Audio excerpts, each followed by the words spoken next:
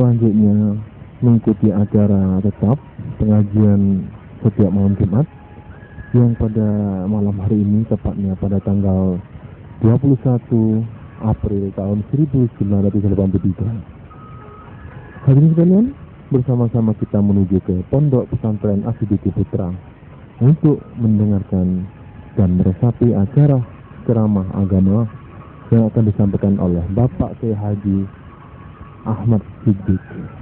Selamat meresapi.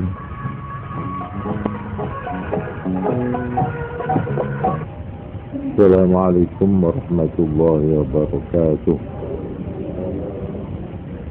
Bismillahirrahmanirrahim. Alhamdulillahirabbil alamin. Wassalatu wassalamu ala asyrafil mursalin sayyidina Muhammad wa ala alihi wa sahbihi ajma'in. Amma ba'd. Hadirin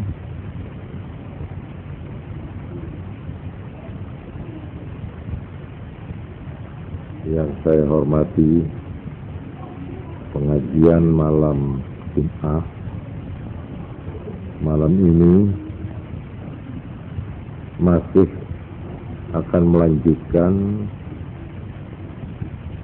uraian sebagai jawaban atau dalam rangka jawaban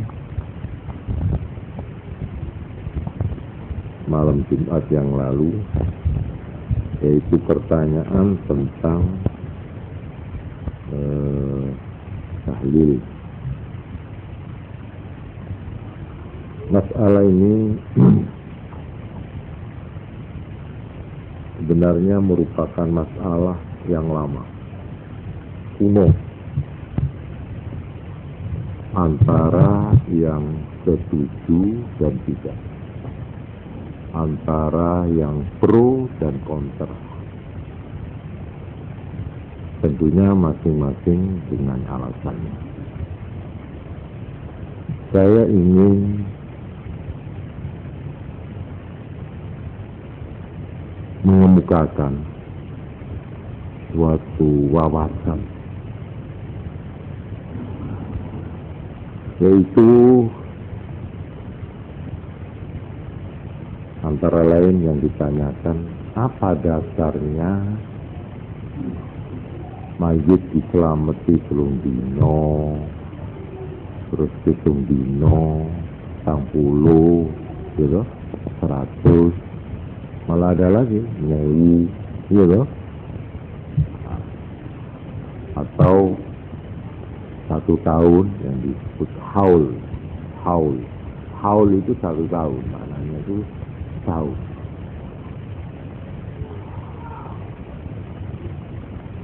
Sebenarnya timbulnya perbedaan pendapat itu mempunyai latar belakang. Bukan hanya soal dalil-dalil, tapi sebenarnya karena orang Islam di Indonesia, terutama khususnya di tanah Jawa, ini hidup di satu negeri, Indonesia, yang negeri ini dulu sebelum Islam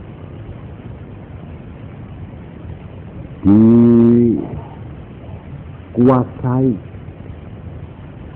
atau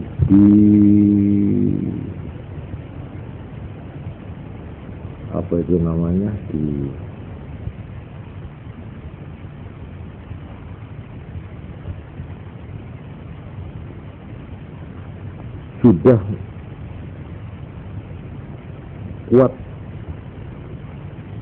pengaruh agama-agama sebelum Islam, yaitu agama Hindu, agama Buddha, malah jauh sebelum itu agama animisme. Yang ini sudah membaur menjadi satu dalam waktu yang lama tentunya, proses berabad-abad, akhirnya unsur-unsur dari animisme, dari Hinduisme, dari Buddhisme ini sudah merupakan satu kejiwaan yang membudaya, atau sebutlah sudah menjadi kebudayaan Indonesia, khususnya di tanah Jawa. Sehingga sekalipun datang agama baru, agama Kristen, agama Islam, toh orang-orangnya yang masuk Kristen, yang masuk Islam itu tidak bisa melepaskan diri sama sekali 100% dari pengaruh tadi itu. Kebudayaan yang campuran dari unsur-unsur agama animisme, agama dinamisme, juga agama Buddhisme, terus Hinduisme, walhasil semua agama-agama yang sudah lebih 1000 tahun dipeluk oleh bangsa Indonesia, khususnya orang Jawa. Nah ini orang Kristen maupun orang Islam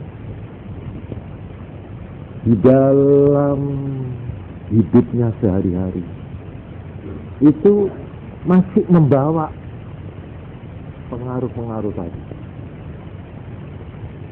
Sebab itu sudah merupakan tradisi, sudah merupakan adat istiadat yang turun temurun, ya termasuk selamatan itu loh, ya.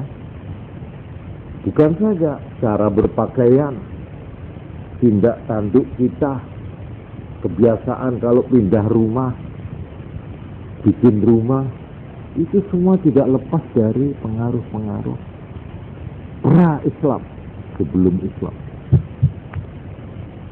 Jadi yang disebut kebudayaan atau yang disebut ya kalau cara di Jawa kejawen, ya kejawen. Kejawen itu apa?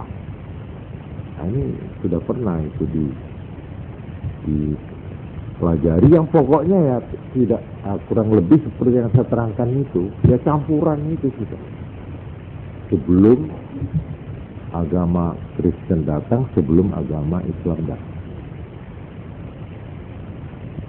Nah ini ada satu pikiran yang akhirnya pikiran itu merupakan gerakan untuk membersihkan dari pengaruh-pengaruh tadi itu. Kalau boleh saya pakai kata-kata istilah Islam yang rodok serem, jahiliyah. Istilah jahiliyah itu artinya masyarakat yang belum mendapat apa itu, ya ini istilah untuk membedakan saja ini. Kalau zaman Islam itu, nah sebelumnya disebut jahiliyah. Itu istilah bukan hanya di tanah Arab, itu di mana-mana aja itu. Itu hanya istilah saja. Seolah-olah kalau jahiliyah itu masih gelap gitu loh. Kalau tidak Islam itu.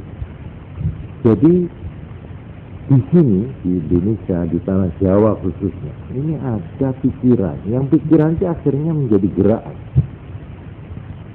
Yang pokoknya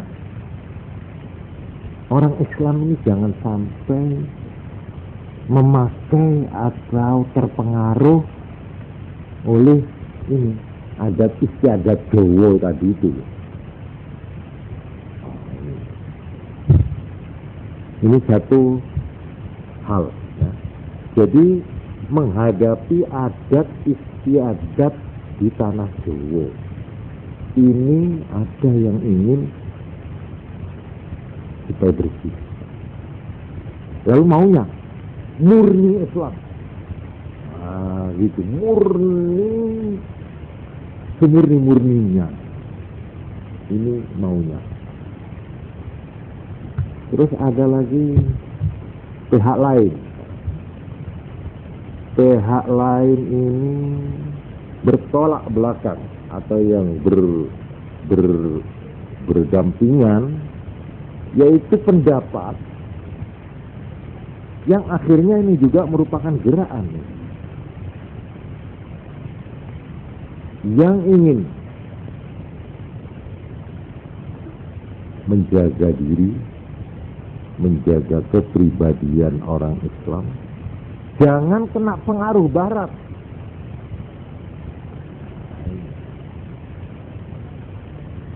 Sebab kenyataannya di sini ada pengaruh adat istiadat kejawen, ya, yang unsurnya itu dari macam-macam. Tapi di sini sekarang dengan kedatangan penjajah Belanda, maka dengan diam-diam kehidupan kita orang Indonesia, orang Jawa, orang Islam ini berada di tengah-tengah antara dua kekuatan. Pengaruh adat istiadat, pengaruh peradaban, pengaruh kebudayaan, dua. Polanya dua. Nah, ini cuma saya mengatakan ada yang titik beratnya itu ngulon. Awas, bahaya dari kulon. Nah, ini berdasi tidak boleh. Ada itu dulu itu begitu. Nek podo belondo, dosa, haram. Ya, celonoan tidak oleh, nganggur rok tidak oleh. Ya, ini dianggap penetrasi kebudayaan asing dari Barat.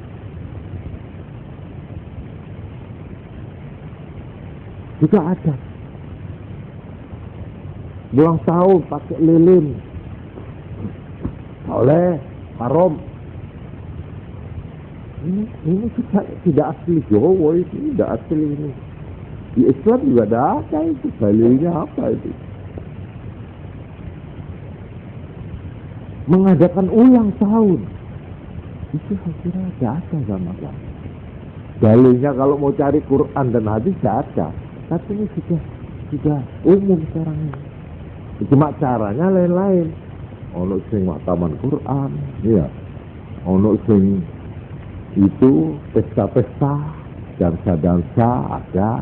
Tapi pokoknya ulang tahun kan gitu kok. Nah, ini dua pendapat sih. Maunya baik, yaitu supaya kita ini Islamnya Islam yang murni gitu loh, ya, yang asli gitu, ya, tulen gitu. Nah, sekarang saya ingin membahas dari sini. Saya maaf ya, saya tidak menjawab langsung dulu pertanyaan ini. Sebab ini latar belakangnya di sini perlu kita tahu, ya, supaya jawaban saya ini tidak hanya memuaskan penanya, tapi juga menjadi dasar dari kita semua, ya, wawasan umum ini. Yaitu pertanyaan begini. Ini saya mulai dari sini. Bagaimana pendirian Islam terhadap adat istiadat suatu bangsa? Pertanyaannya harus begitu. Ini saya kembali pada pokok. Sebab ternyata yang memeluk Islam ini terdiri dari macam-macam, ya kan? Dari Persia ini dulu, dari Romawi, dari Arab, dari Abyssinia, Habasyah zaman Rasulullah ini, yaitu Afrika, lalu meluas sampai ke Irak, sampai ke Cina, ke Mongol, ya. Nah, sekarang sudah hampir merata nih semua benua, ya itu sudah menerima Islam. Nah, padahal masing-masing bangsa yang memeluk Islam ini punya adab, punya kebudayaan, ya toh, sendiri-sendiri. Nah, sekarang saya bertanya, apakah kedatangan Islam ini menghancurkan adat istiadat, tidak mentolerir kebudayaan dari bangsa-bangsa yang masuk Islam? Bangsa Persia itu kebudayaannya lebih hebat, itu lebih tunggu itu dari Arab. Arab ini belakangan, ya kan? Romawi, Yunani, juga Cina, India, itu kebudayaannya sudah tinggi. Nah, ini bagaimana Islam menghadapi adat-adat. Apakah Islam buat TV apa? Hah? Apakah Islam ini anti adat kebudayaan suatu bangsa? Ini pertanyaan. Apakah mentolerir? Nah, ulama-ulama menyebut sesuatu yang belum atau tidak ada di zaman Nabi, ya, itu disebut bid'ah.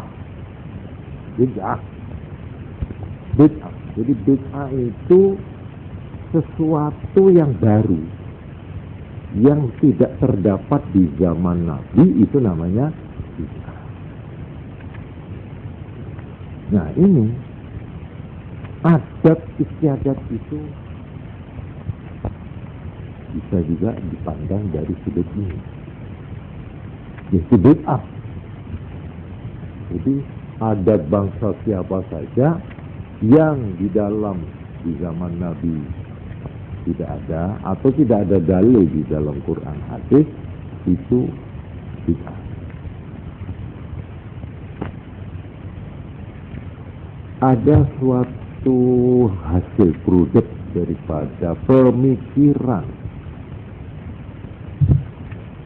ahli hukum Islam atau fuqaha, dan ini sudah menjadi satu kaidah, satu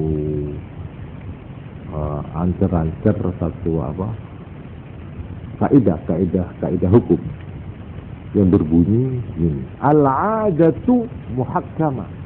Adat itu diperkokoh. Gono gini dibenarkan atas dasar musyawarah. Jadi adat suatu bangsa, satu kelompok itu kalau memang tidak berbahaya diterima, diperkokoh malah. Contohnya lagi, sebelum Islam datang,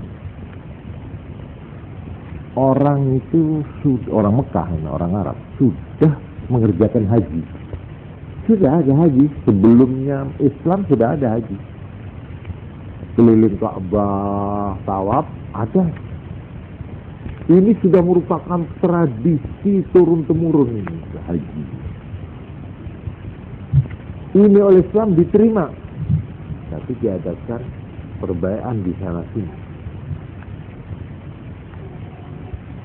Jadi adat ini ada dua yang saya ingin terangkan ini.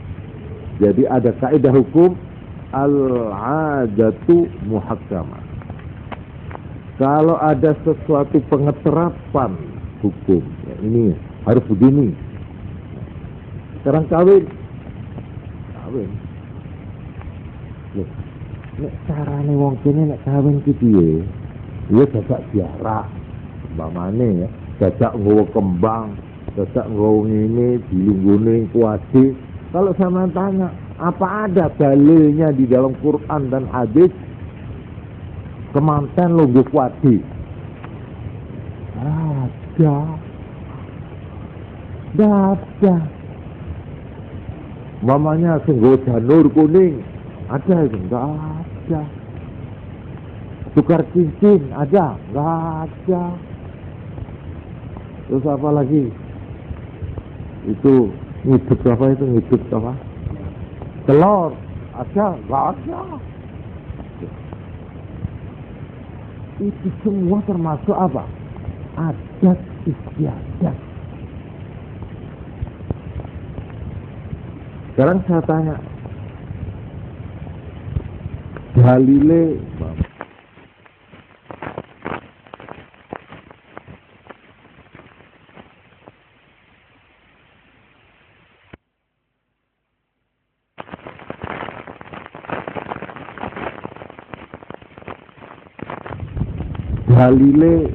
ini soal pakaian itu enggak ada.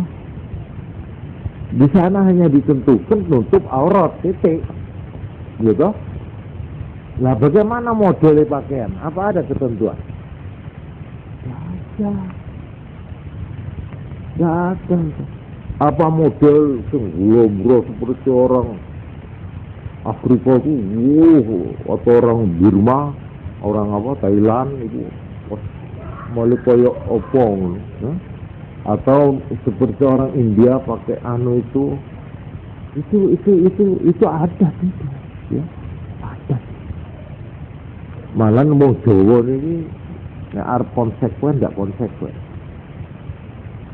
Kayak kopiah itu apa dikira itu Islam? Tidak. Itu kopiah itu Kufiyah, berasal dari Kufah di Baghdad. Jadi pakaian ini dari Kufah itu menjadi kopiah, ya Kufiyah. Jadi impor juga itu. Jadi untuk ini maka saya ingin menguraikan di sini tentang bid'ah. Bid'ah itu ini juga adat termasuk di sini. Apakah adat istiadat itu termasuk bid'ah apa tidak? Nah, di sini saya ingin membacakan satu kaidah, yaitu sabda Nabi Muhammad sallallahu alaihi wasallam. Ini yang biasanya dijadikan pegangan itu untuk menolak termasuk itu yang sampai tanyakan itu, ya. Yaitu sabda Nabi begini, man ahdatsa fi amrina hadza ma laysa minhu fa huwa raddud. Man ahdatsa, siapa yang membikin baru fi amrina hadza, di dalam urusan kita ini yaitu agama Islam, ma laysa minhu, sesuatu yang tidak termasuk daripada Islam, bahwa raddun, maka itu ditolak. Ini sabda Nabi ini terlalu singkat, ya. Sesuatu yang dibikin baru model anyar, artinya yang di dalam zaman Nabi tidak ada, ya. Itu termasuk. Atau yang di dalam Quran hadis tidak ada, maka itu raddun, ditolak. Ini rame ini hadis ini menjadi pembicaraan topik. Ya apa ini maksudnya? Nah, akhirnya Imam Syafi'i, salah satu imam mujtahid, ahli hukum, sarjana hukum Islam yang ternyata paling banyak pengikutnya di Indonesia ini, yang disebut mazhab Syafi'i. Ini beliau mengatakan begini,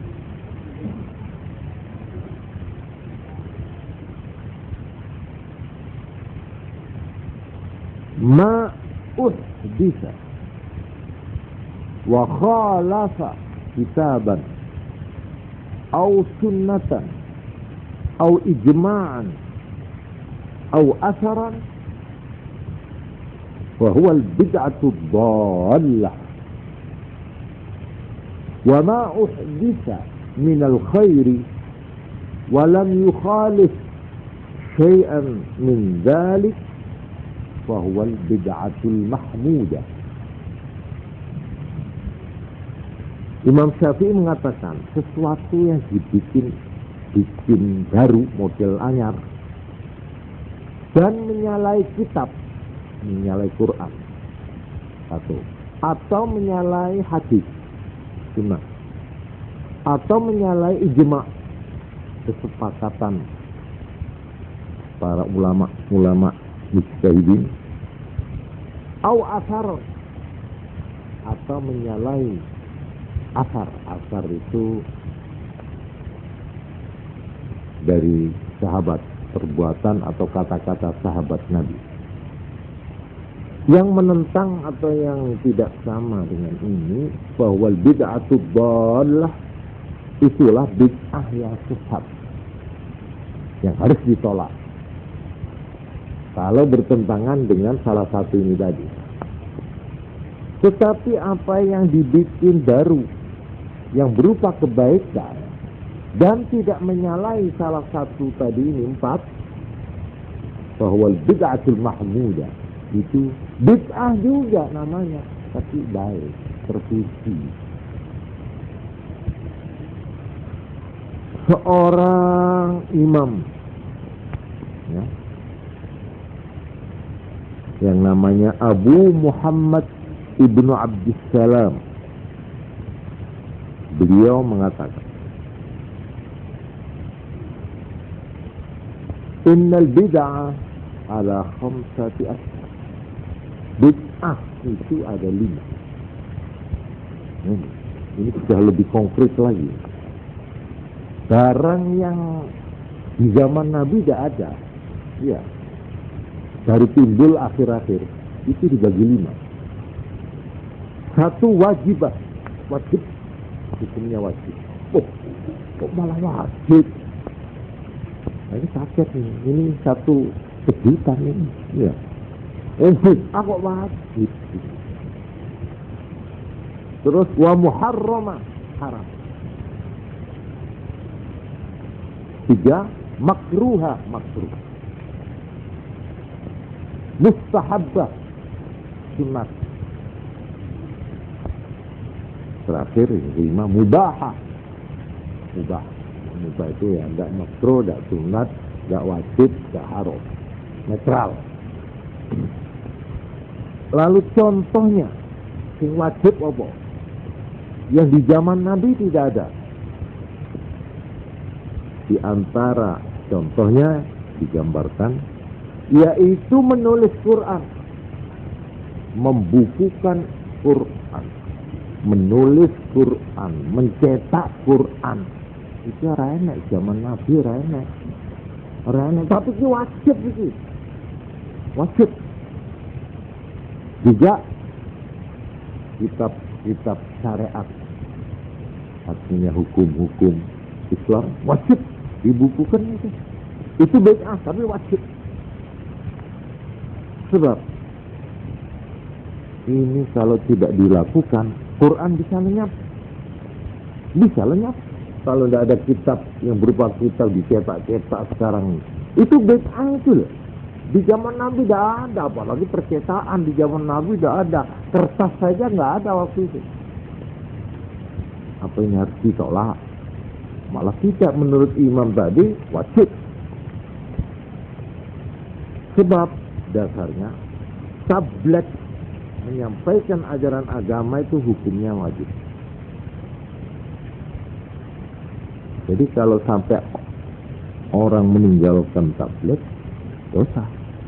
Padahal untuk itu kalau Quran dan hadis ya tidak dibukukan, dicatat, ya juga hukum-hukum yang lain ini bisa terancam hilang. Ini contoh yang wajib.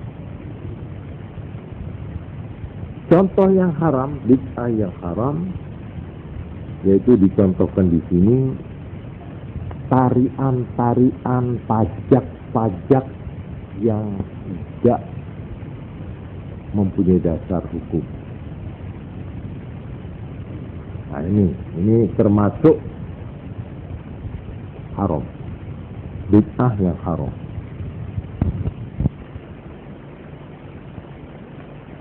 Itu menghias masjid. Masjid itu kembang-kembang, langgar termasuk itu kembang.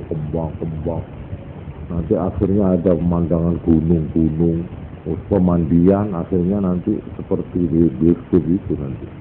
Malah ono wong berenang, nyonya, wah. Jadi menghias malahan tekel itu yang baik polos. Jangan hias-hias kembang. Ini nak mau sembahyang bisa ngelamun itu nanti. Iya, kalau lihat itu. Nah ini termasuk menghias-hias masjid itu termasuk bid'ah yang makruh. Yang sunat,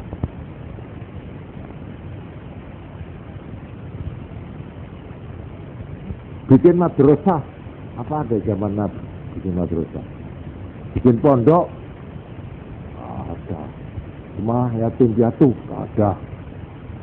Bid'ah itu. Iya tapi sunat itu. Masa mau ditolak karena di zaman Nabi tidak ada? Iya tapi kan ada itu. Wala yakhuddu ala ta'amil apa? Itu apa? Miskin. Tidak itu. Wa ammal yatima wala taghar, jangan disentak. Loh masa ada yayasan yatim? Masa ada yayasan yatim? Ayo, mau ditolak? Nah, ini namanya bid'ah. Karena di zaman Nabi tidak ada. Nah, di Quran juga tidak ada. Bikin pondok tidak ada. Tidak ada. Tapi ini sunat. Sunat. Karena melaksanakan salah satu anjuran agama. Jadi semua kebaikan malah di kitab ini yang paling banyak dibaca di pondok-pondok. Mulutan, bid'ah. Mulutan itu bid'ah. Tapi bid'ah yang hasanah, baik. Di mana diceritakan sejarah Nabi, di mana diadakan mamanya ngedung sedekah, ngedung pakaian, anak yatim, bagus. Sebab kalau kita itu katanya, kalau pintu ini ditutup, berarti umat Islam ini harus tapis. Tidak ada akulturasi. Padahal waja'alnakum qabaila itu. Syu'uban wa qabaila apa? Lita'arafu, supaya kamu saling kenal mengenal. Ini namanya akulturasi. Mana yang baik dari sana kita ambil, jelek kita tolak. Ya ini ta'arafu ini. Nah kalau kita itu menolak pokok ini zaman Nabi ora enek kita mau, ya sudah tutupin jendela itu. Pintu juga harus tutup, berarti umat Islam akan terasing dalam peredaran kemajuan zaman. Dan saya kira tidak ada orang berpikir begitu, tidak ada. Saya kira tidak ada. Jadi bid'ah itu nanti dulu. Bid'ah dan bid'ah ada dua. Lah gitu loh. Adat istiadat itu pun ada dua. Ada yang bertentangan dengan Quran. Nah ini. Atau bertentangan dengan hadis sunnah. Atau bertentangan dengan ijma. Atau bertentangan dengan qiyas, analogi. Atau bertentangan dengan asar zaman sahabat.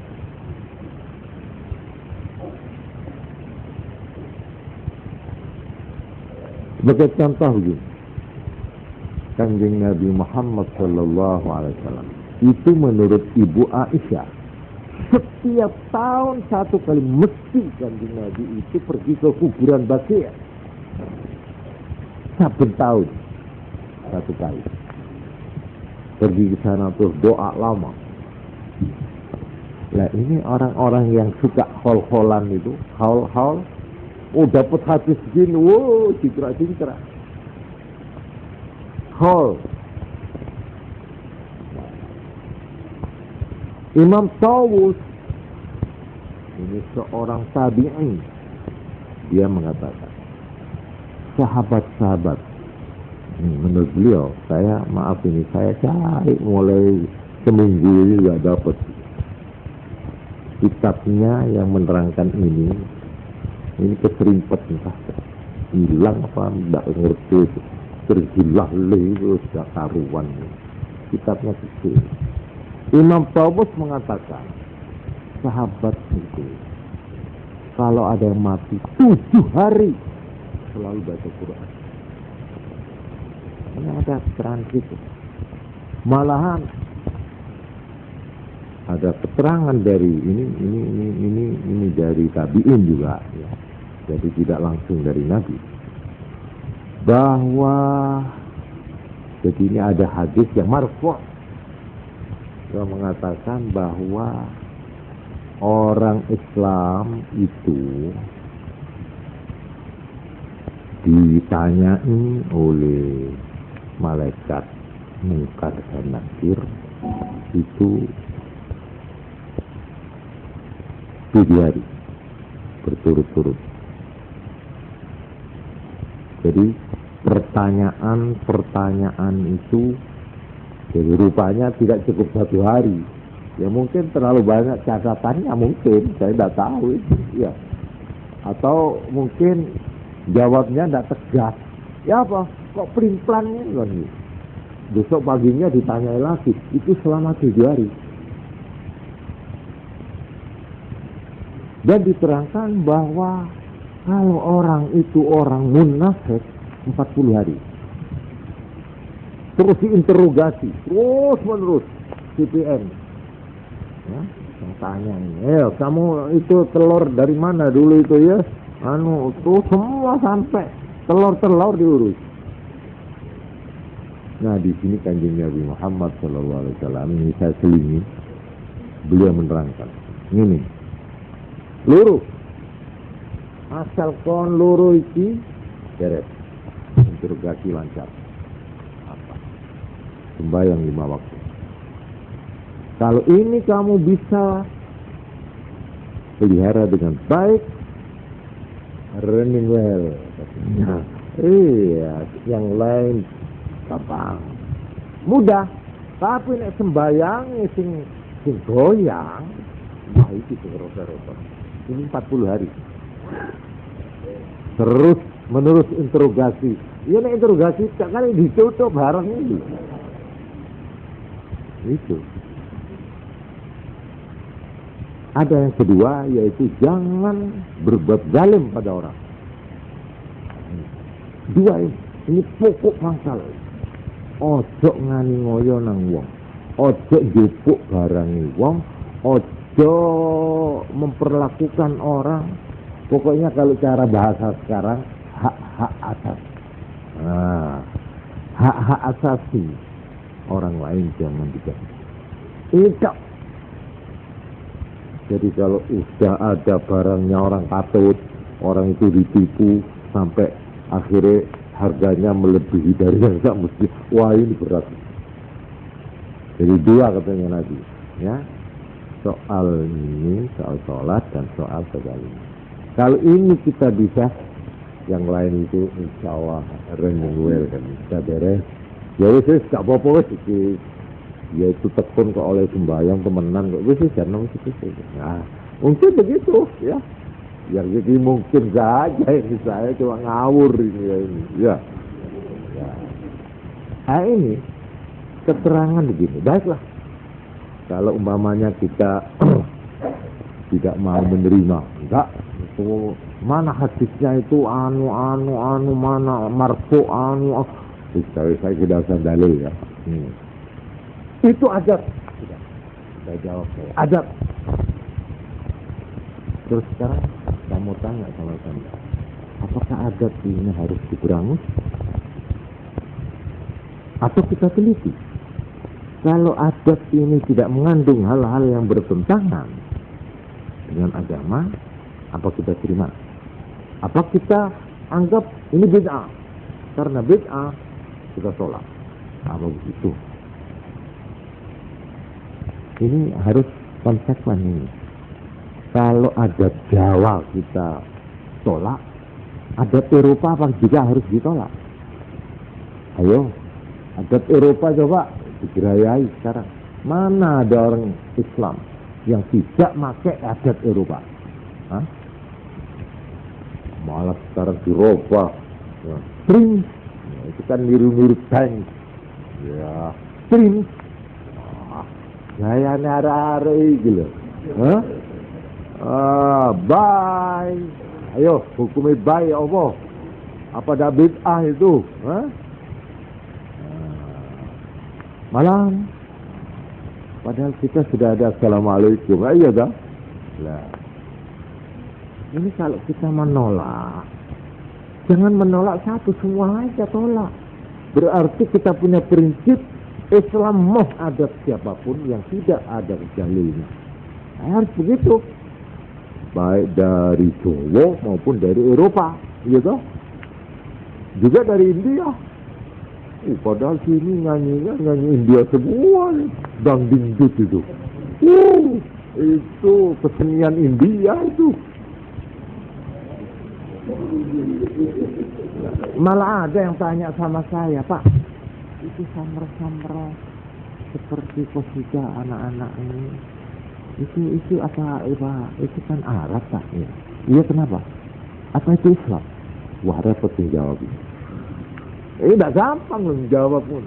Padahal nyanyian itu sama saja dengan yang lain. Ya Habibi, ya. Itu wahai kekasihku, oh cinta. Sama, sebab orang Arab menurut saya. Bedanya begitu. Isinya bodoh mawon. Oh, apalagi yang Umi Kulsum, Abdul Wahab, Muhammad Abdul Wahab. Oh, kadang-kadang porno. Sekarang apanya bedanya sekarang? Antara gamus dan orkes Melayu dan ini, apa namanya? Orkes Barat itu apa namanya? Band. Ayo, apa bedanya? Ketikung podono, ayo. Gitar podo, ayo. Penyanyi podo. Modele nyanyi ini iya podo, niat ngene podo. Ayo.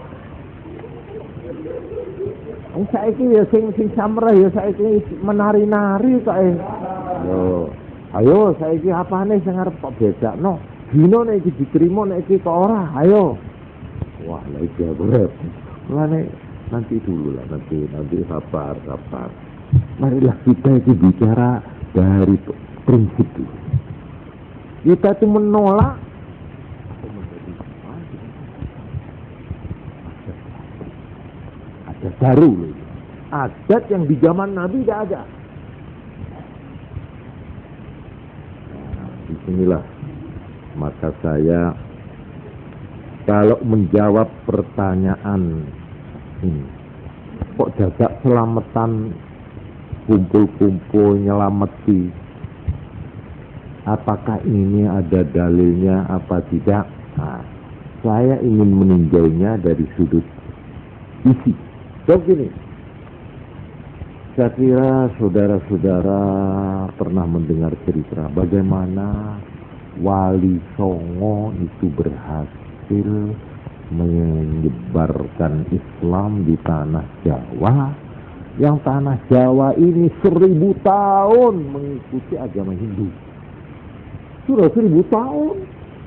Jadi ajaran-ajaran Hindu dan Buddha itu sudah berakar, sudah mendarah, mendaging.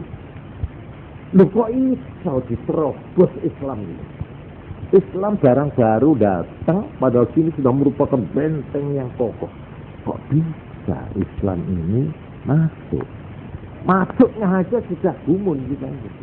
Melihat kukuhnya benteng kebudayaannya, secara kultural, secara kebudayaan, secara peradaban, ini sudah cap Hindu, Buddha dan animis. Lah kok Islam bisa melebihi? Itu sisi. Lu yang aneh lagi, Islam yang masuk itu berkembangnya begitu pesat. Islam itu. Ini kan gak ilang. Apa ya? Dungo apa ya kok sengkok? Mandi men, apa disebut ini tah? Apa ilmu sihir ini? Malahan sekarang yang lebih mengherankan lagi, Islam sekarang merupakan mayoritas.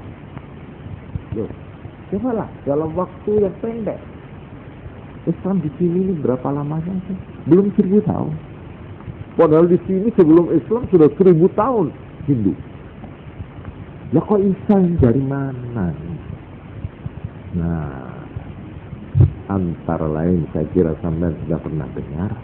Oleh karena Wali Songo di dalam mengadakan approach pendekatan itu mentolerir kebudayaan Jawa. Dia ikut nabuk leneng, nong, gitu. Malah ada yang bilang malah mengarang. Seperti Sunan Bonang itu pengarang lagu gamelan. Terus juga Sunan Kalijogo, iya toh, terkenal itu. Ini saya tidak dongeng itu nanti mendokin nanti sebenarnya. Malah dongeng wayang nanti saya. Tapi yang pokoknya Wali Songo itu pandai membaca pesisinya masyarakat.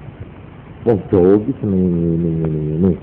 Nah, tak sugi martabak terang menolak. Tapi tak cek apa itu? Gule apa? Lodeh. Wah, bayanane itu. Gitu? Jadi Wali Songo itu berhasil antara lain oleh karena caranya meng-approach itu begitu simple, begitu bijaksana, sehingga umpamanya ada sesajen, itu sudah lama itu sesajen di sawah, di sesajen ini gerombol kumpul, katanya nyelameti ngalih omah atau sawah tandur apa itu banyak lah itu. Ini dibiarkan aja. Setelah mereka ini sudah bisa maca syahadat, gitu, lama terus diisi ila hadratin Nabi Muhammadin sallallahu alaihi wasallam al-Fatihah. Kumpul cara Jawa, pancen adat itu. Apalagi itu berkat. Coba tanya hadisnya ada enggak berkat? Itu janur kuning. Ada enggak? Ada, Pak. Mana di tanah Arab ada janur? Ada di sana. Korma ada. Kalau janur kuning mau Jawa. Lah. Ini berkatan tuh buntel itu ya. Apa ini kita tolak karena tidak ada Quran dan hadisnya? Apa karena di zaman Nabi tidak ada? Jangankan zaman sekarang di Saudi Arabia ada ini. Di tanah Arab memang tidak ada janur kuning itu tidak ada. Nah, lalu pendapat yang merevisi pendapat yang tadi itu yang aku ini tak. Saya bisa menerima keterangan Bapak, cuma begini, yang kami maksudkan itu, yang kita tolak itu, yaitu yang menyangkut ibadah, gitu. Kalau mengenai urusan dunia, bebas. Nah, ini ada revisi atau apa revisi? Perbaikan dari pendapat tadi itu. Sebab tadi sesuatu yang tidak terdapat di zaman Nabi atau tidak ada dalil itu bid'ah. Kalau bid'ah itu dolalah, dan kalau dolalah benar. Itu banyak itu diucapkan. Dalilnya tadi itu yang saya baca sabda Nabi. Nah ini sudah direvisi. Yang kita maksud yaitu di dalam soal ibadah. Tapi kalau di dalam soal-soal urusan duniawi, bank, umpamanya sirkulasi dagang, transaksi dagang bagaimana, apakah ini, itu soal dunia. Antum a'lamu bi umuri dunyakum. Ini yang dijadikan dalil. Kamu lebih ngerti urusan dunia. Jadi ini sudah ada revisi ini sudah. Perkara ibadat itu strict, harus persis 100%. Kalau yang mengenai dunia, ini tidak apa-apa.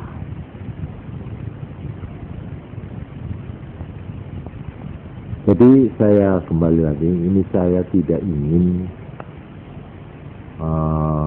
campur tangan urusan pembahasan hukum. Ya, cuma saya mencoba melihat dari keseluruhan. Ya. Sekarang soal tahlil. Apakah orang mati itu sudah putus sama sekali? Jelas tidak. Ini siapapun saya kira tidak bisa membantah. Loh, ada hadis. Yang hadis itu rawahu Muslim. Jadi ini hadis sahih. Kuat. Yang mengatakan kalau orang itu sudah mati, putus amalnya kecuali 3, kan gitu toh. Itu sudah terkenal ini, yaitu 1 shadaqatin jariyah, sedekah yang mengalir terus, wakaf atau wasiat, atau ilmi yuntafa'u bih, atau dia punya tinggalan ilmu itu yang dia karang, atau dia mewakafkan kitab, atau dia mengajar sehingga banyak murid-muridnya. Yang murid-murid ini lalu mengerjakan ilmu yang diajarkan itu. Loh, ini sekalipun orangnya mati tidak putus, dia tetap dapat pahala. Ya dong? Ini wa ilmin au ilmin yuntafa'u bi. Aw waladin salihin yad'u lahu, atau punya anak yang mendoakan orang tuanya yang sudah mati. Ini mengalir itu. Ini hadis sahih ini. Saya kira ini siapapun, pihak yang manapun tidak bisa ini menolak ini. Sepakat semua bahwa 3 ini, sekalipun orangnya sudah mati, mendapat pahala. Ya, shadaqatin jariyah, terus ilmu yuntafa'u bih, waladun salihin yad'u lah. Kemudian timbul sekarang pertanyaan.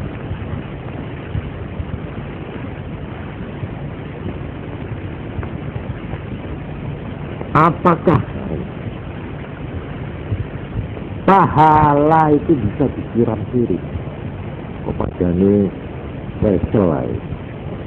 Nah ini pahala itu bisa dikirim apa enggak? Loh, tadi itu Nabi mengatakan, ya persisnya ini, an Abi Hurairah radhiyallahu anhu, anna Rasulullah sallallahu alaihi wasallam qala, idza mata al-insanu inqata'a 'amaluhu illa min salasin, shadaqatin jariyah aw ilmin yuntafa'u bih aw waladin salihin yad'u lah. Rawahu Muslim. Dan ini di-quote ya, jadi saya baca ini, perlu dicocokkan apa betul. Dari keterangan atau sabda Nabi ini jelas bahwa kalau ada orang wakaf, langgar mamanya ya, bantu teselnya dari dia mati. Selama tesel ini masih dipakai sembahyang, maka pahalanya itu dia dapat juga. Ini dari hadis ini tadi loh ya. Itu artinya sedekah itu sampai, pahalanya sampai. Apa dikirim, apa tidak kirim, tapi sampai, gitu. Juga doa anak, ya Allah, ampunilah ayah saya. Sampai ini, sampai. Nah kalau tidak, buat apa doa itu? Hah? Dan bisa juga berhasil itu. Ya Allah, ayah saya itu betapapun dia adalah orang yang mengabdi kepadamu 5 waktu. Perkara dosa yang lain saya mohon maaf. Bisa dimaaf, bisa dituruti oleh Tuhan. Ini berkat doanya anak, gitu. Jadi ini masalahnya timbul masalah apakah pahala itu bisa diberikan atau dikirimkan. Ini kalau anak, ya jelas bisa ini tadi, iya kan? Ilmu yang berkembang dan bermanfaat itu dapat pahala juga itu. Ya. Kalau ada murid diajari, ini ya, itu bayang mau salah ini caranya tak uru ini mati, yang nyuruh itu mati. Yang anak ini yang diuru terus ngelakoni sholat duha, ini dapat pahala ini. Selama anak ini terus menerus sembahyang duha, itu dapat pahala karena dia yang menunjukkan. Ini hasil jeripayahnya ada ini. Jelas ini pahalanya ini dia dapat. Nah, sekarang saya ingin membacakan kutipan-kutipan. Ini komentar terserah kami. An Ibnu Abbas radhiyallahu anhu. Inna imra'atan min Juhaynah. Ada seorang wanita dari kabilah Juhaynah. Ja'at ila Nabi sallallahu alaihi wasallam. Dia datang menghadap kepada Nabi, faqalat. Kemudian perempuan itu matur, Nabi, inna ummi nazarat, ibu saya nazar. Ngerti ya nazar itu? Sudah jadi cara Jawa nazar itu. Nazar itu apa? Berjanji sesuatu yang sebenarnya sudah mengikat dirinya. Dia nazarat anta hujjah. Dia nazar akan naik haji.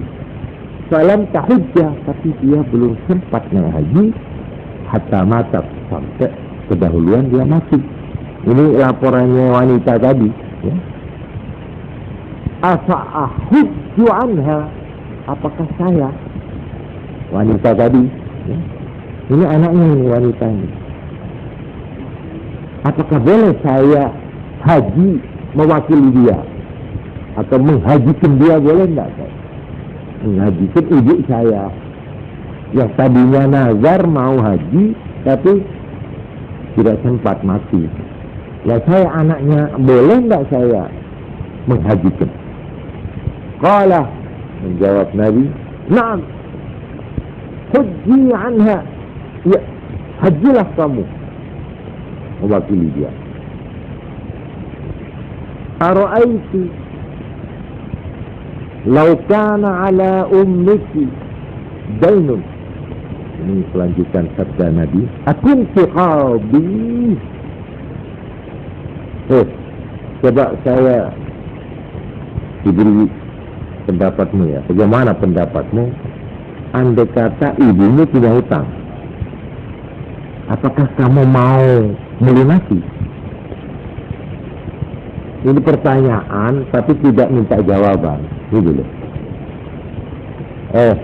Haji, ya. Itu utang itu. Dia sudah nazar wajib haji. Jadi ibunya ini sudah haji, tapi nazar mau haji. Jadi nazar itu ya, sesuatu yang tidak wajib. Itu nazar. Tapi kalau wajib dinazari, tidak boleh. Saya tak nazar mau sembahyang duhur. Loh, ya enak men ya, apa itu nazar? Tidak bisa. Nazar itu sesuatu yang tidak wajib itu boleh. Asal tidak dosa loh ya. Pokoknya mamanya barang sunat atau barang saya nazar. Kalau saya sembuh, saya akan pergi ke anu. Ini kan pergi ini kan tidak ada hukumnya. Tapi itu menjadi wajib kalau sudah nazar. Saya nazar. Nah, itu artinya wajib. Jadi ibu tadi itu sudah haji, ya. Cuma dia nazar haji lagi gitu. Haji kedua itu kan sunat. Nah, tapi karena nazar wajib, dia mati harus dibayar.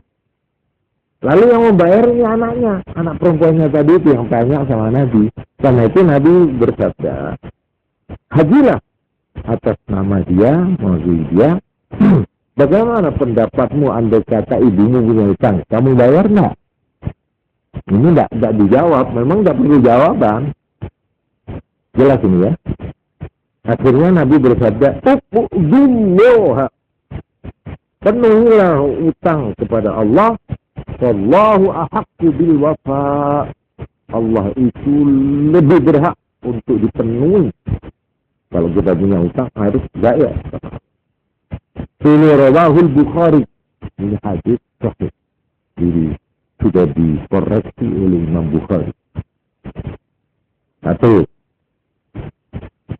Jadi ini ada orang anaknya naik haji, ya, mewakili ibunya yang sudah meninggal. Nabi membolehkan, malah memerintahkan.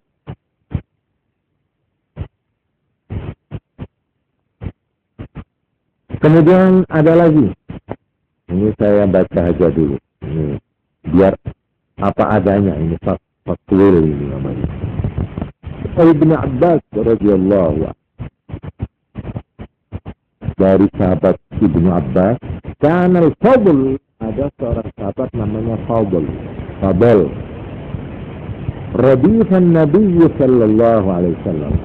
Inilah kanjeng Nabi itu bukan main. Seorang Nabi, seorang Rasul, seorang pemimpin tertinggi. Itu kalau naik apa-apa itu tak bonceng orang. Ini Fadl ini bukan bonceng unta nih kanjeng Nabi. Kanjeng Nabi numpak unta, ini Fadl ini masih nom, itu menjaga ya. Ini sering bonceng. Faja'at imra'atun min Khas'am. Ada wanita dari Khas'am marga. Nah, ini Fadl yang di belakang peluru, ya malah se-6 ini, ya se-6. Kira-kira ya kurang lebih seumur Fuad inilah kira-kira. Lah ini Fadl, faja'ala al-Fadl yanzuru ilaiha wa tanzuru ilaihi. Si Fadl ini ngelirik nama wedok mau, lah sing wedok itu malah belok. Jadi ini adu pandangan. Wah, lah itu. Jadi ini yang mandeng sana juga mandeng. Pas ketemu. Kanjeng Nabi tahu. Faja'ala an-Nabi sallallahu alaihi wasallam yasrifu wajh al-Fadl ila al-shiq al-akhar. Ini mukanya Fadl yang di belakang dipindah nih Nabi. Kita tidak oleh ngatip nama wedok mau, malah ini nak oleh Nabi. Sudah itu Sokol. Ini memang mau menghadap Nabi. Nabi sedang naik onta ini, bonceng Fadl ini. Dan Fadl tengok begini aja, ambil kesempatan dia. Lalu ditarik oleh Nabi, mukanya itu dilihat sana. Akhirnya orang perempuan itu baru matur Sokol. Inna faridatallahi adrakat abi syaihan kabira la yasbutu ala rahilah. Nabi, suatu kewajiban dari Allah sudah harus dikerjakan oleh ayah saya. Tapi ayah saya itu sangat tua. Syekh Kabiran sudah usianya sudah lanjut sekali. Layak butuh ala rakyat. Beliau tak kuat naik itu. Lompat itu tidak kuat. Lompat onta apa lalu udah naik saya tak kuat. Sang itu kuat. Asahaitu anhu. Apakah saya boleh haji mewakili ayah saya yang sudah apa itu tidak kuat? Qala, Nabi jawab sambil naik ini. Naam, ya. Wa dzalika fi hajjatil wada. Peristiwa ini terjadi pada waktu Nabi menunaikan haji wada, haji penghabisan. Ini hadis rawahul Bukhari, diriwayatkan oleh Imam Bukhari. Bedanya dengan yang tadi nazar. Ya, yang tadi nazar. Kali ini enggak, memang kewajiban dia. Ini siapa itu? Ayah. Tadi ibu nazar mau haji sunat, nazar jadi wajib, iya kan? Tapi mati. Nah ini enggak mati ini. Ayahnya itu masih hidup, cuma sudah tua sekali, enggak kuat sudah naik itu. Lalu ini perempuan anaknya ini mau haji atas mewakili dia, boleh enggak? Dijawab oleh Nabi, na'am. Ya. Nah ini hadis yang kedua. Sekarang ada hadis yang tidak ada sangkut paut, bukan anak, bukan ibu, bukan bapak. An Ibnu Abbas radhiyallahu anhu anna Nabi sallallahu alaihi wasallam sami'a rajulan. Nabi mendengar ada orang yaqulu, waktu haji itu ada orang haji, orang-orang rakyat labbaik an subruma, teriaknya labbaik an subruma. Nabi malas. Labbaik itu bacaan waktu di sana itu labbaik gitu loh. Tapi diberi sambungan an subruma, atas nama subruma. Terus kanjeng Nabi menegur, qala man subruma? Siapa subruma itu? Kok labbaik an subruma? Siapa subruma? Qala akhulli, saudara saya, atau qaribun li, keluarga saya, ya family, atau bisa juga teman. Akhun itu bisa digunakan untuk saudara, keluarga, atau teman. Terus kalau Nabi bersabda, ahajjajta an nafsik, apa kamu sendiri sudah haji? Dirimu sendiri, atas namamu sendiri sudah haji atau belum? Ini belum dijawab. Qala Nabi bersabda, hujja an nafsika thumma hujja an subruk. Kamu harus menghajikan dirimu dulu, sudah itu baru menghajikan subruma. Jadi artinya kalau ada orang pribadi itu ya menghajikan orang lain, ini harus haji dulu. Yang mau menghajikan, jangan, saya daftar, sampean mau haji tidak bisa saya. Tapi sampean belum haji, nggak boleh. Oh, lagi sempat, anak saya itu 3 juta, saya itu, ya. Wah, ini nggak bisa. Jadi orang yang boleh menghajikan orang lain itu harus sudah haji. Nah, ini hadis yang ketiga. Ini jamnya mana? Saya minta kan.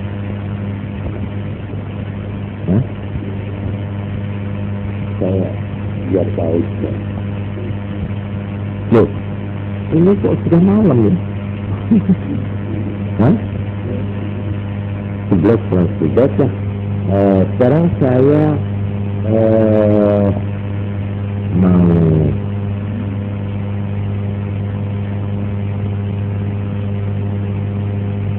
tambahkan satu lagi.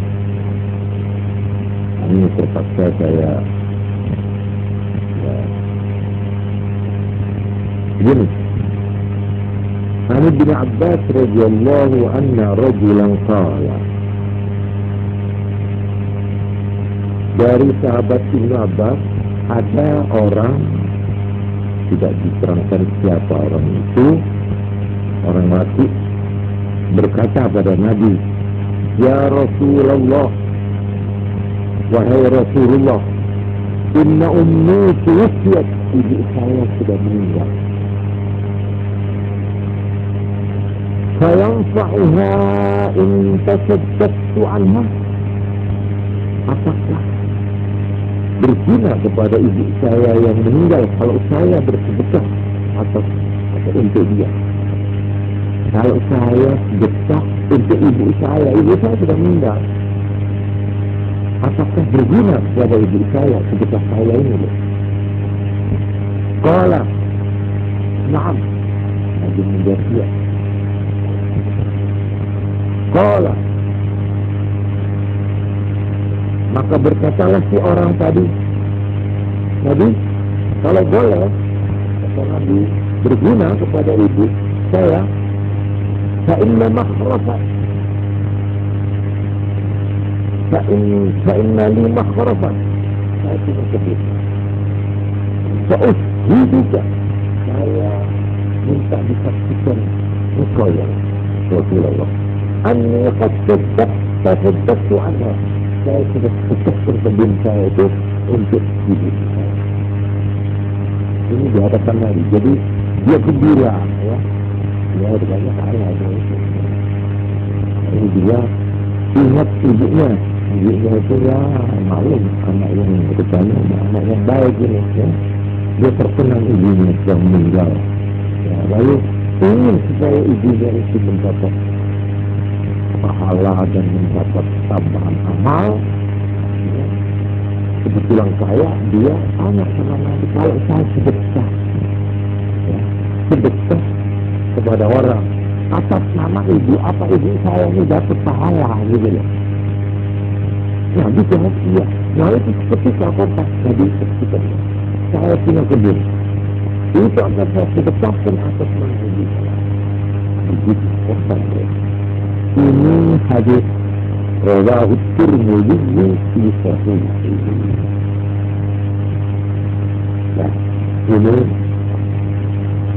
banyak hadis-hadis cerita ini yang pokoknya malah ada lagi Quran, ya, ini yang begini. وَالَّذِينَ جَاءُوا مِنْ بَعْدِهِمْ يَقُولُونَ رَبَّنَا اغْفِرْ لَنَا وَلِإِخْوَانِنَا الَّذِينَ سَبَقُونَا بِالْإِيمَانِ.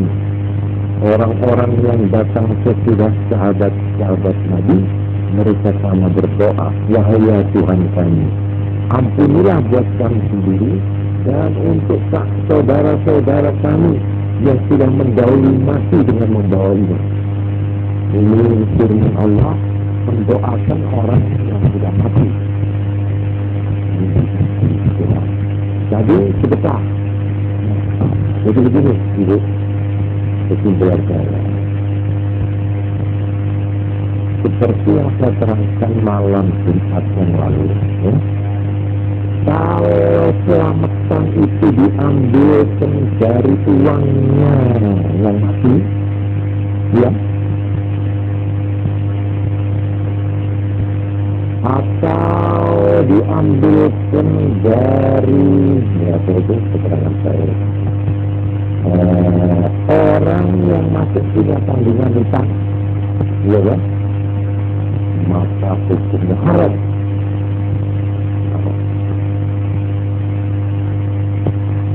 Jadi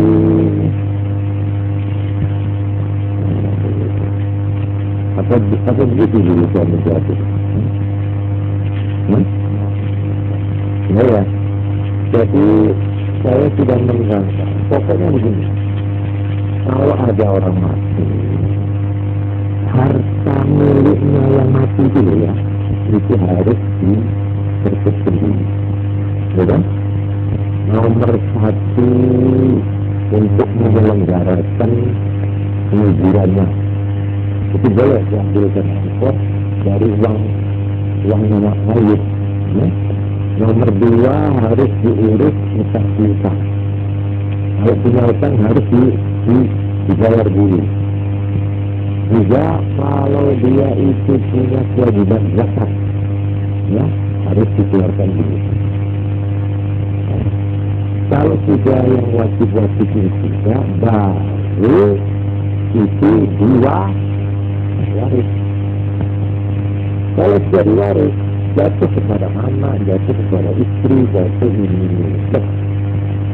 Terus sekarang, ini kelanjutannya ya, umpama saya bertanya. Kemudian anak yang sudah menerima waris, ya, beli kambing, iya dong? Atau beli apa cah, sedekah lah. Untuk yang mati, boleh nggak? Hah? Boleh? Karena jadi ulama ya gitu. Artinya memang betul seperti peristiwa tadi itu, iya kan? Tapi asal uangnya anak ini, loh, ya. Sekarang yang kedua, kesimpulan yang kedua.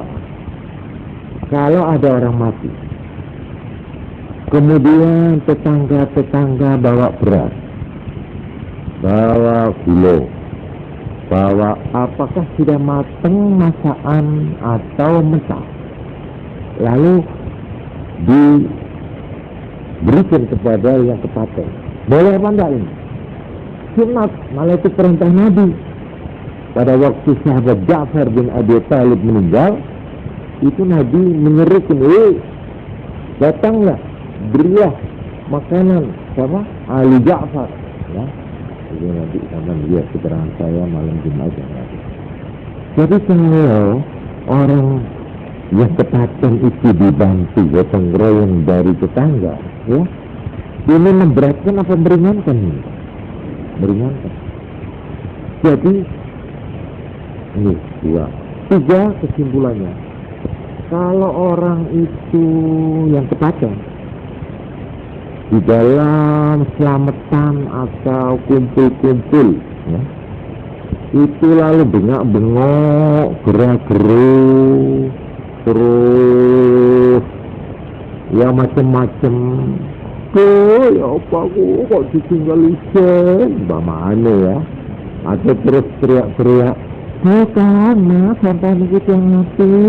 Kalau seeleng sampai nana, pokoknya api itu dipok no kabeh. Ya kok pun ditinggal langsung kalau tersimpan aja. Begitu itu boleh apa enggak? Enggak boleh. Dengan pakai selamatan atau tidak selamatan boleh apa enggak? Enggak boleh, haram. Itu niyaha. Sekarang saya tanya lagi, kalau ada orang takziah bela sungkawa, itu menurut agama berapa hari? 3 hari. Ya toh? Sunat orang itu sampai 3, lebih dari 3 hari apa? Makruh.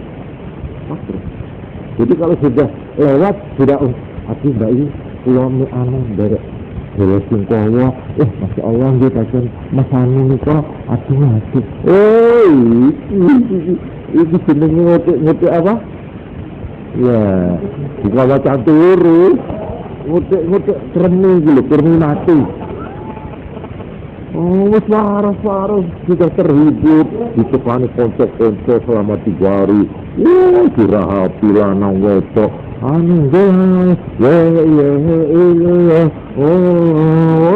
Hilang wis. Ya kok suri-suri kecil ini. Kan itu mekreng ini, kok tidak usah ono. Jangan tanya penyakitnya ya. Apa mbak ini? Kok sama ini takut? Ini udah dengar sakit ini. Namanya ya, suaranya dipilih-pilih bawa gede. Kita tidak malah mati. Tak boleh begitu. Ya. Nah, sekarang kalau kita kumpul di situ, mari kita doakan mudah-mudahan diterima. Mari kita baca Yasin. Mari kita mari. Ya ini boleh kan Pak ya? Ya ini. Kita ambil intinya dulu, ya isinya ini loh. Isinya dulu. Nanti saya Kemudian karena ini sudah waktunya habis ya, ini sebenarnya masalah ini ya banyak sangkut pautnya, tapi dengan membacakan beberapa hal seperti umpamanya ya ada hadis yang kena mati apik disembayangi nopo wajib disembayangi, wajib toh fardu kifayah ya. Jadi orang kalau mati itu supaya disembayangi. Kanjeng Nabi bersabda, la yamutu ahadun minal muslimin, tidak mati seorang dari orang Islam, fatusalli alaihi ummatun minal muslimin, terus disembayangi oleh satu kelompok dari orang Islam, yablughuna ayyakunu mi'ah, mereka mencapai hampir 100. Wa yasfa'u lahu, maka mereka memberi syafaat, mendoakan semua yang sembahyang tadi untuk si mayit, illa syafa'uhu fi, kecuali berhasil syafaat. Syafaat itu harusnya, ya Allah terimalah dia, dosanya ampunilah dia. Itu orang sembahyang itu yang dikerjakan sembahyang itu ya. Nah, ini katanya Nabi hampir 100. Ada lagi hadis, ma min mayyitin yusalli alaihi ummatun minal muslimina, ma min muslimin yamutu, tidak ada orang Islam mati, fayaqumu ala janazatihi arba'una rajulan, lalu membayangi jenazahnya orang 40, la yusyrikuna billahi syai'an, yang mereka tidak musyrik, illa syafa'u fi dzalik. Jadi angka itu ada yang menyebut 100, ada yang menyebut 40. Jadi kalau orang mati disembayangi orang 40 menurut hadis ini loh.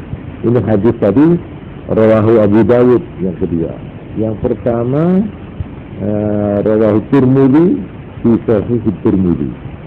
Jadi orang membayangi mayit itu berguna apa enggak? Sekarang orang mendoakan mayit berguna apa enggak? Berguna, ada Qur'annya tadi itu. Juga hadisnya waladin kalau anak ya. Tapi kalau tadi umum, Rabbana ighfir lana wal ikhwanina alladziina sabaquna bil iman, umum. Sampai. Jadi doa sedekah ini sekarang sudah diterima oleh semua pihak.